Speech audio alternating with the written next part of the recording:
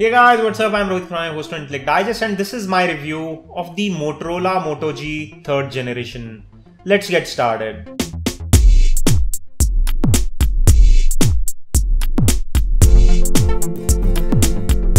I'll start with the design and build of the phone, and it is one of the USPs of any Motorola phone. And to make the deal even sweeter, this is IPX7 certified water resistant phone this time. And we have done a separate extreme water test on this phone and it managed to survive. Do check out the water test. I'm leaving direct links to the playlist where you can find all the videos of Moto G 3rd generation in the description section below. In terms of design, this is a well-designed phone, not the slimmest and not the sleekest of the lot, but it is very solidly built and you can see that instantly when you hold this phone. It comes with that metallic ring all around, which makes it look and feel very premium. It comes in white and black, and there are color accent bags that are available and you can change the bags as per your taste. You can buy them extra. These are not included in the box. Those are optional accessories. The white phone comes with this white bezel all around, and this is a 5-inch high definition display which is 720p IPS LCD display with a very good display quality panel. On the front you will find a single bottom firing speaker, a large speaker grill, a 5 megapixel front facing camera, a 13 megapixel camera at rear which comes with dual tone LED flash, this metallic part around the phone camera, and there is a power or wake up key on the right hand side. Has the same sort of checkered pattern that you would find on premium phones like the Moto X or the Nexus 6. It comes with the same camera module that Nexus 6 has got, so it's a major upgrade in terms of camera department. On top of the phone there is 3.5mm audio port, secondary mic hole for noise cancellation. On bottom there is charging port, and the primary microphone is concealed somewhere behind the speaker grill only. The back is user removable, but the battery is not. The battery is concealed and is a 2470 mAh battery this time. And one thing that I must show you is these rubber seals which are provided on the back cover, which correspond to these ports which are provided for SIM card as well as memory card. These rubber seals cover up these ports entirely, and if the back cover is loose, the water resistant feature may not work and you may damage the phone if you take it in water. So make sure that the back cover is fit snug so that these rubber seals are protecting these ports properly. Everything else, which includes the 3.5mm audio port, charging port, etc., are properly concealed, including the camera. But the only exposed part which can get into the circuitry is these ports which are covered by these rubber seals. The phone does very well when it comes to water resistance, and we have tested the same in the other video. There are 2 SIM card slots and it's a 4G dual SIM phone with expandable memory. There is an 8GB and a 16GB version available for the Moto G 3rd generation. At least in India, there is the 8GB with 1GB of RAM, 8GB internal memory and 1GB internal memory at around 12,000 rupees. And if you pay rupees 1,000 extra, you get a 2GB RAM variant with 16GB of internal memory. There is close to no bloatware on the system, so the internal memory that you get will not be cutting too much corners when it comes to storage. This is the 16GB variant, and if I show you closely, it gives you around 12GB of user available space. That's pretty good. Coming to the display of the phone, it's a very good quality display and the colors come out very well. The color production, viewing angle, clarity and detailing on the display is very good, and you can see this video sample playing right on your screen for the video quality of this display.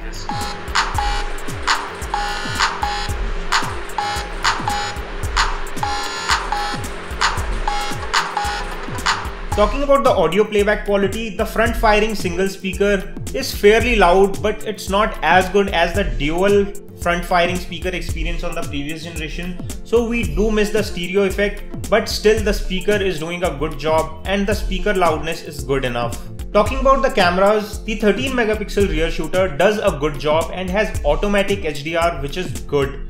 It does produce good quality results, but there is considerable amount of shutter lag, and if you're trying to shoot fast moving objects, you may be out of luck because it uses the same camera as the Nexus 6 does, and that camera also has shutter lag problems. While cameras has never been strong points of Motorola, this camera is a vast improvement compared to the previous generation and does produce good quality pictures if the subject is not moving and if you have good stable hands. It can also take against the light shots very well with the HDR mode, which is automatic and does not create any sort of trouble taking pictures. It can also record high definition videos. The 5 megapixel front facing camera also does a good job when it comes to taking pictures, and it produces good quality images which are sharp, but at the same time the lens angle is not very wide, so you cannot have too many people in the selfie, so it's not as wide, say, as you would find on a Samsung Galaxy J5. Talking about the performance, it uses a Snapdragon 410 chipset, but it is clocked at 1.4 GHz instead of 1.2 GHz that we have found on most phones.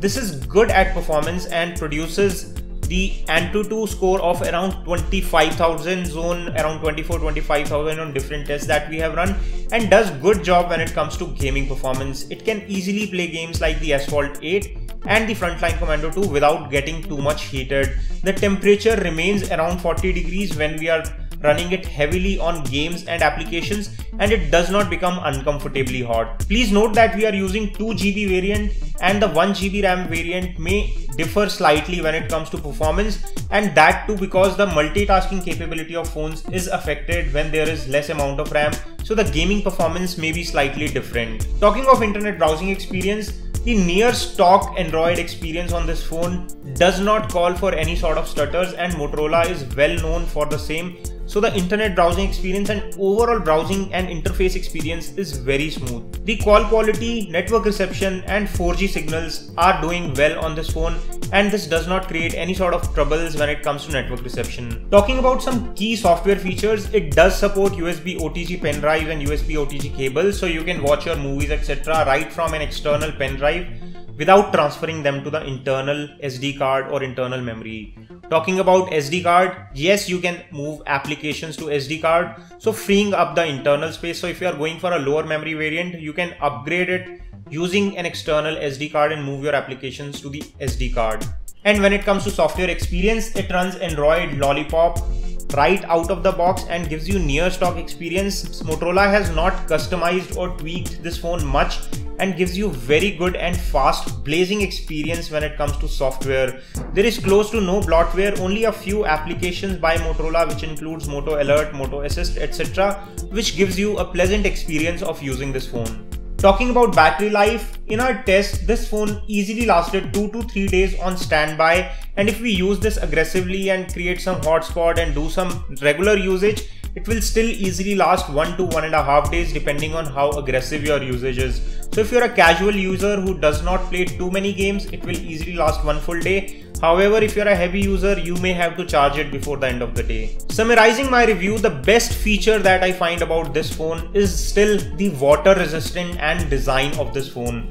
It can go out in rain, it can take serious bashing and not get damaged. It's very solid and a very sturdy phone. Add that feature to the already awesome software experience and a very solid build quality of Motorola. Moto G 3rd generation is definitely a very good value for money phone. In this price range, you would not find any phone that gives you the water resistance feature to the extent that Motorola gives you. It's a brilliant phone with a good display, good quality, nice build and construction with Gorilla Glass 3, good set of cameras, overall good performance. A few downsides that I find with this phone is the rear camera performance and the angle of the front camera, but that would be nitpicking considering that this is only a 12 to 13,000 rupees phone and gives you great set of features. It is easily available on Flipkart. I'm leaving direct links in the description section below where you can pick up one for yourself. If you enjoyed watching this video, don't forget to give us a thumbs up by pressing the like button below, and to watch more videos on Moto G 3rd generation, check out the playlist in the description section below. This is all we have on this one. I hope to see you on my next video. Please press the red subscribe button. I hope to see you on my next video. This is your host Rohit Khurana signing off. Thanks for watching.